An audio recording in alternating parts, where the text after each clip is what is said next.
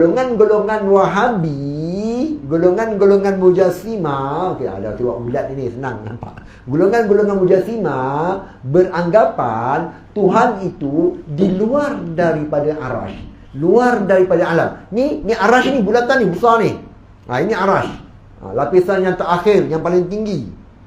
Jadi yang ini semua adalah alam, arash juga alam, Tuhan luar daripada alam. Itu tempat Tuhan.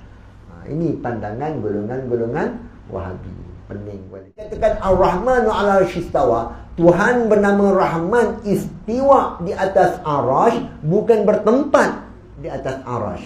Kita meyakini istiwa di situ dengan maksud adanya perbuatan Tuhan. Sebagaimana di alam kita ini, di bumi kita ini, Allah Ta'ala perbuatan Tuhan cukup banyak. Tuhan menggerakkan kita, Tuhan memberi kita nafas, Tuhan menghidupkan kita, Tuhan menurunkan hujan, dan pelbagai lagi perbuatan Allah Ta'ala yang kita tahu sekarang ini. Begitulah adanya perbuatan Allah Ta'ala di arash. Tapi apakah perbuatan tersebut, kita tidak tahu. Jadinya Tuhan, sebagaimana perbuatan Tuhan adanya di alam kita ini, begitulah di arash. Dengan makna yang lain macam mana? Tu, ke arash tu pun semuanya Allah Ta'ala buat. Apatah lagi kita kat dunia yang paling kecil. Sudah pastilah bahawa ciptaan Tuhan itu yang paling kita kena tahu. Percayai adanya arash. Ini antara perkara-perkara yang ghaibiyat, perkara-perkara yang sam'iyat, perkara yang dikhabarkan oleh wahyu yang wajib kita percayai. Dan kita mengisbatkan kewujudan. Kena ingat, banyak perkara-perkara yang kita mengisbatkan kewujudan tanpa kita mengisbatkan akan kaifiat, tanpa kita mengisbatkan akan perincian. Antaranya apa dia? Iaitulah mempercayai adanya arash. Bila datangnya wahyu yang membicarakan tentang arash, Ar-Rahmanu 'alal arsy istawa, dan berbagai lagi ayat-ayat, berbagai lagi hadis-hadis yang membicarakan tentang arash Tuhan, maka kita sebagai ahli sunnah wal jamaah, kita sebagai orang Islam wajib mengisbatkan kewujudan. Macam mana kita katakan mengisbatkan kewujudan? Iaitulah kita meyakini perkara tersebut ada. Selesai masalah. Sebagaimana kita mengisbatkan akan adanya roh kita. Kalau arash ni dah jauh sangat daripada kita, bulan pun kita tak lepas nak kaji lagi, bintang pun manusia tak jumpa lagi, tak sampai lagi. Ini kan pula arash. Jauh sangat arash daripada kita.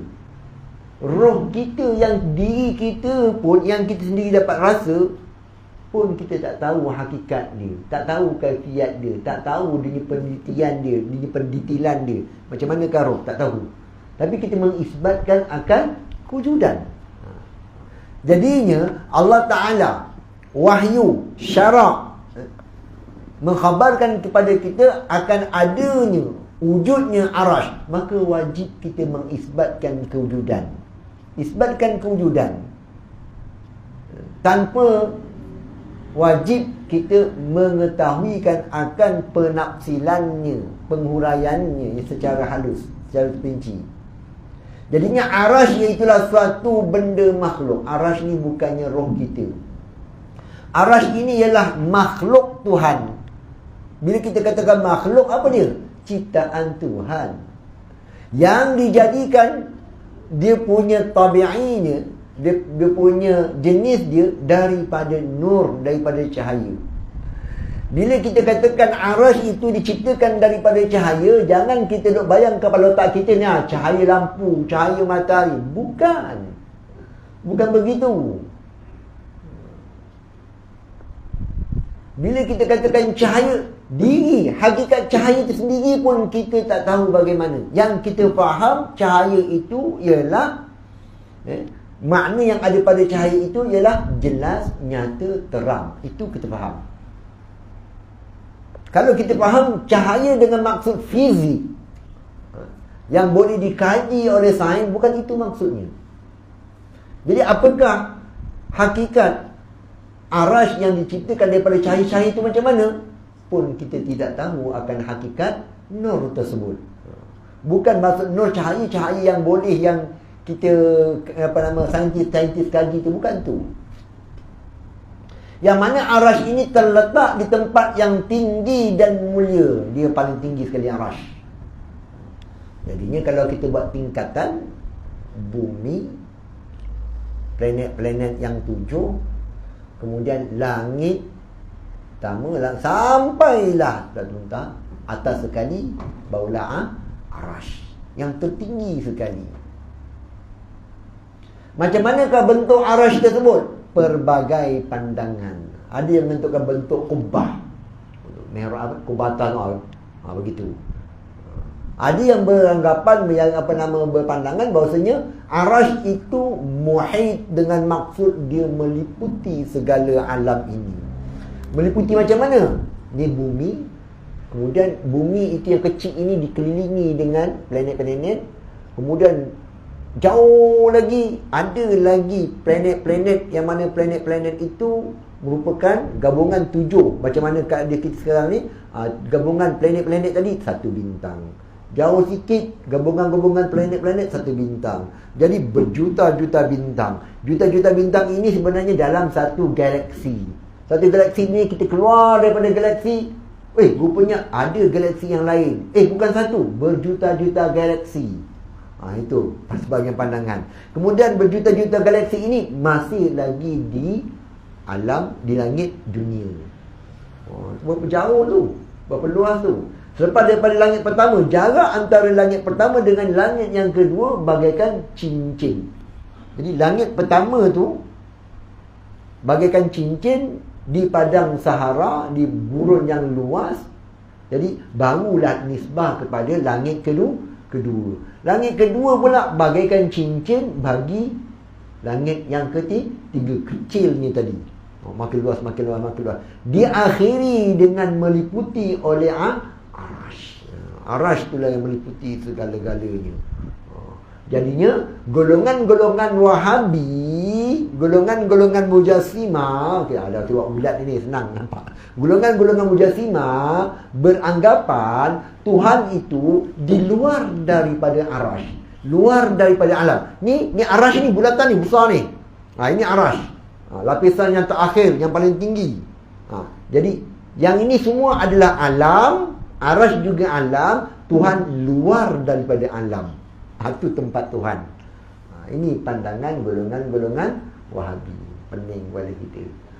Kita kata kalau dalam ini adalah tempat, di luar bagi arash juga adalah tempat. Tuhan tidak bertempat. Jadinya sama ada kita katakan arash itu ialah meliputi bulatan begitu, ataupun arash itu merupakan kubah. Satu pandangan mengatakan arash itu kubah masjid tu. Dia begitu. Yang bawahnya barulah alam-alam yang kecil, langit apa benda semua tu.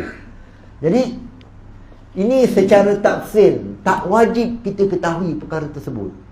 Yang wajib bagi kita isbatkan kewujudan arash.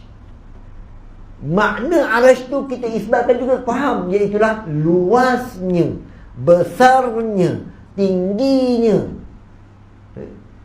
arash tersebut. Itu kita faham, tak ada masalah. Tapi apakah hakikatnya, macam mana ke bentuk, serah pada Tuhan.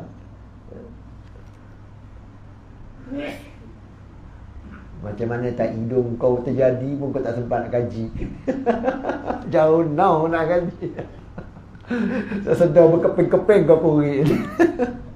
Ini kan pula tentang apa dah? Tentang arash. Yang penting di sini, arash itu ialah makhluk Tuhan. Dan dialah yang paling besar makhluk tersebut. Hanyalah Allah Subhanahu Wa Taala yang mengetahui. Yang penting lagi apa dia? Bila kita katakan Ar-Rahmanu 'ala al-istawa, Tuhan bernama Rahman istiwa di atas arash, bukan bertempat di atas arash. Kita meyakini istiwa di situ dengan maksud adanya perbuatan Tuhan. Sebagaimana di alam kita ini, di bumi kita ini, Allah Ta'ala perbuatan Tuhan cukup banyak. Tuhan menggerakkan kita, Tuhan memberi kita nafas, Tuhan menghidupkan kita, Tuhan menurunkan hujan, dan pelbagai lagi perbuatan Allah Ta'ala yang kita tahu sekarang ini Begitulah adanya perbuatan Allah Ta'ala di Arash. Tapi apakah perbuatan tersebut, kita tidak tahu. Jadinya Tuhan, sebagaimana perbuatan Tuhan adanya di alam kita ini, begitulah di Arash. Dengan makna yang lain macam mana?